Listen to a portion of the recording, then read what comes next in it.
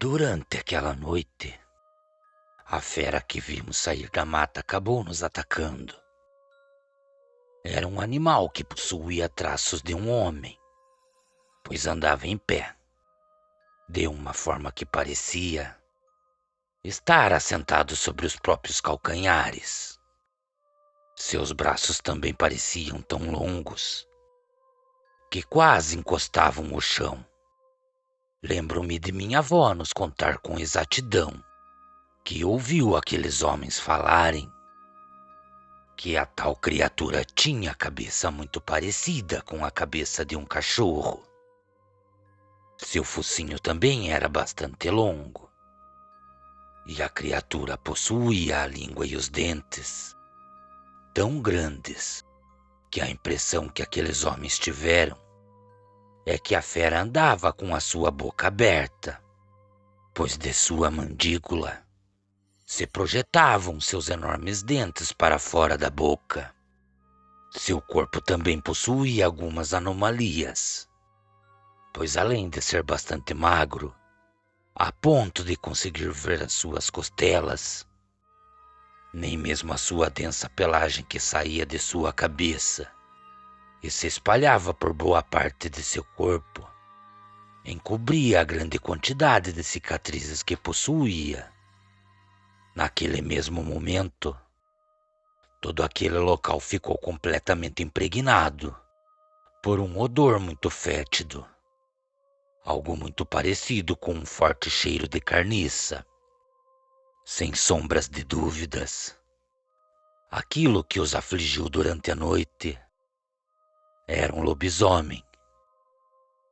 Minha avó também nos contava que sempre teve por costume acordar ainda durante a madrugada para preparar o café.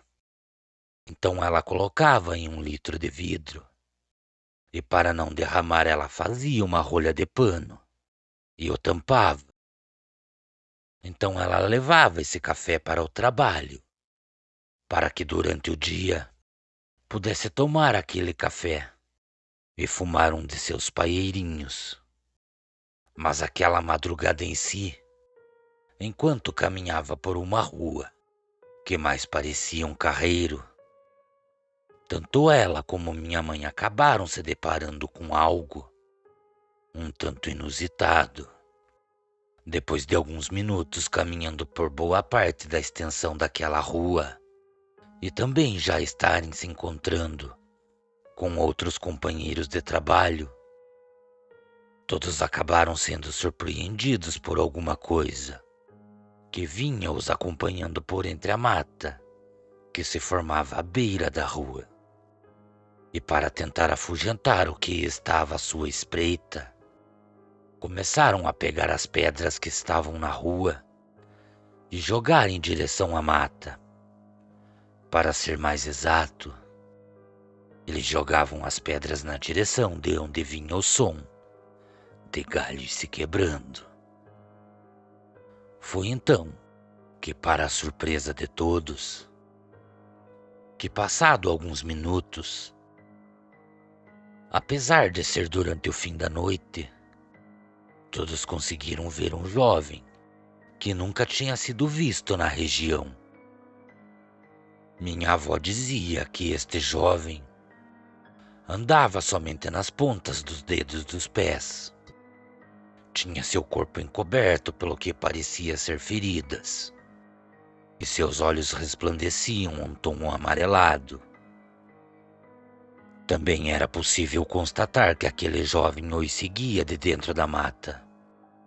Minha avó, vendo toda essa situação, acabou se aproximando da encosta da rua e acabou o chamando.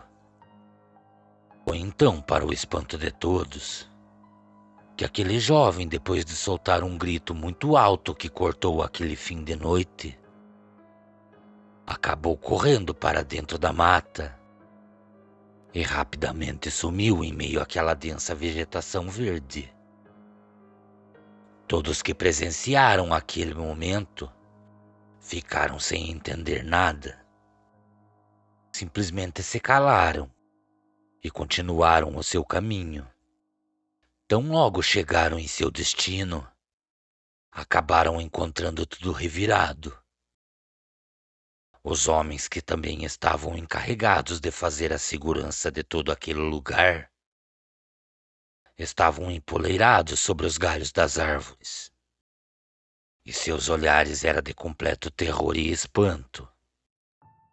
Minha mãe dizia que era até difícil de acreditar, pois eram 7 homens buscando refúgio sobre as árvores. Mas tão logo eles passaram a contar sobre o ocorrido, todos entenderam que se não buscassem refúgio, era certo que nenhum deles estaria ali para contar todo o que aconteceu durante a noite. Todos que se encontravam ao lado do pequeno silo acabaram chegando a uma conclusão, que realmente o que vinha a estar andando por aquelas matas e tinha deixado aqueles homens em completo pânico só poderia ser uma coisa: um famigerado lobisomem. Depois de todo este acontecimento, muitos outros avistamentos aconteceram. Também houve várias outras tentativas que deram erradas para tentar matar a fera. E infelizmente, com todos esses acontecimentos, muitas pessoas que trabalhavam naquele lugar acabaram pedindo suas contas e foram embora daquelas terras. Os que restaram trabalhavam apreensivos, pois acreditavam que poderiam estar sendo observados durante o dia. Então, quando foi uma manhã, um chacreiro vizinho às terras que nós trabalhávamos chegou no pequeno silo, no exato momento em que boa parte dos trabalhadores se encontravam todos reunidos, e acabou comunicando a todos que a partir daquele dia, a criatura que vinha aparecendo por toda aquela região não iria incomodar mais, pois ele, junto com outros homens, conseguiram fazer uma emboscada à criatura e por fim tinham dado fim na fera. Minha avó sempre nos contava essa passagem e ela sempre tornava a falar que uma coisa que ela nunca esqueceu foi o olhar daquele jovem em meia mata. Ela não tinha certeza, mas ela sempre acreditou que aquele jovem morava naquela região. E se era ele que carregava esta maldição de virar bicho, ele pode ter deixado a convivência dentro de sua casa junto à sua família, temendo o mal que poderia fazer aos seus.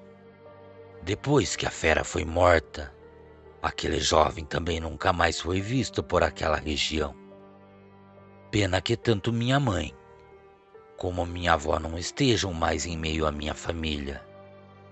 Hoje guardo tudo isso que foi vivenciado por elas em minhas lembranças. Cordiais uivos a todos. Boa noite.